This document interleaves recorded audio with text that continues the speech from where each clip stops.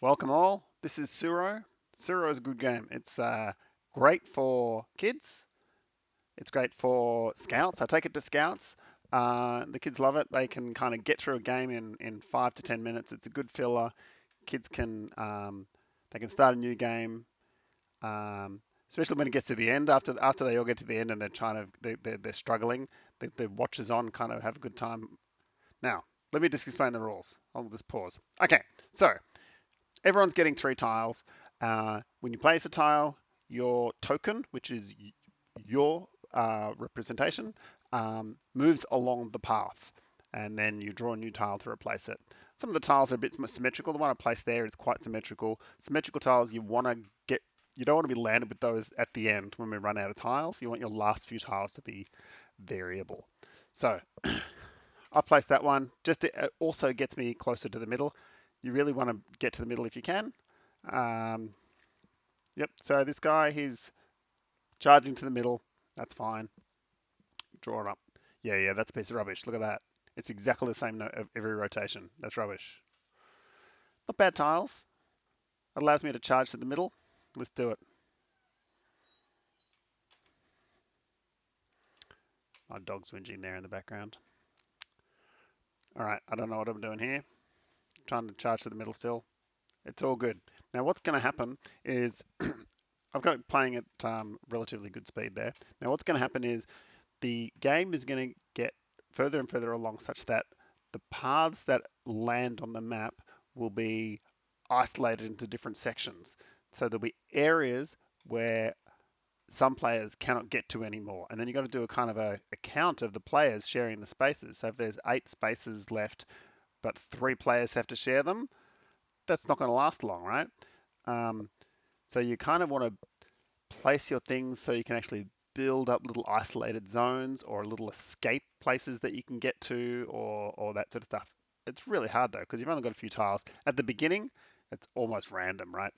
Um, one good strategy my friend does is he parks all these U-turns against the edges so less things near him take him off the map. Because what's going to happen is when you place next to someone, as we're about to see here, they get to shove you along somewhere. So it's all been friendly so far. Actually, it hasn't.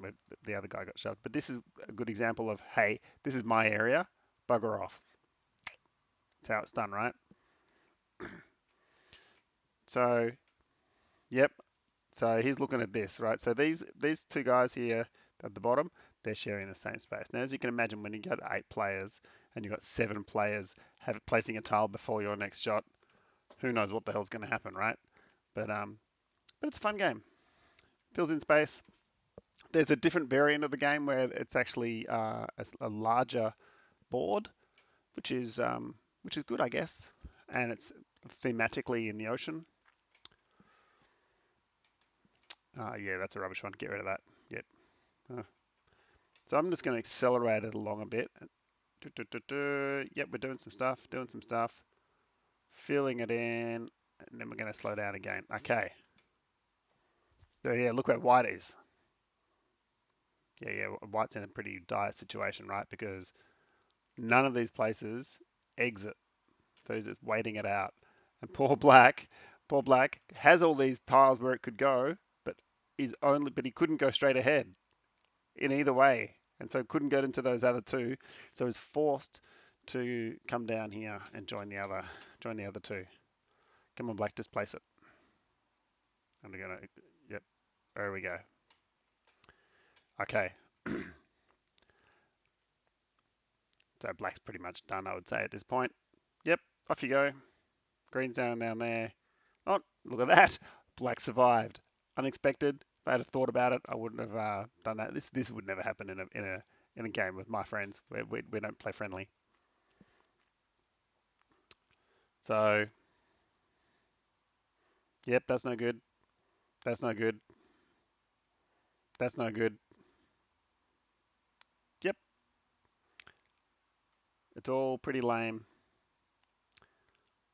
Now, I'll pause it here. So what happens is, I'll go back a little bit because what you'll see is when we get down to just a few tiles, there's that one down there, which is the tile which, whoop, the one in the bottom right corner that says Tsuro. Let me press play. When you go to draw a card but cannot, you get this Tsuro token card, which means you don't get any more cards. No one gets to draw any more cards for the rest of the game until a player gets eliminated. Their cards go into the deck, and the person who's got the Tsuro card gets the first draw and then passes that on to the next player, and then it works their way around until someone's got it again, or the deck's full. All right, so we don't need to press play from here on. Let's just see how it panned out. Yep, white's done. Yep, yeah, that's a big loop. You're done. Yeah, doesn't matter what you do. Doesn't matter what you do. Just run off the map.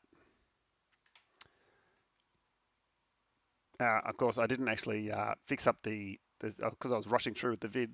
I didn't spread out the tiles. So here's me fixing them up so they're actually getting the right ones that they should have. And Tsuro card is with the person on the left.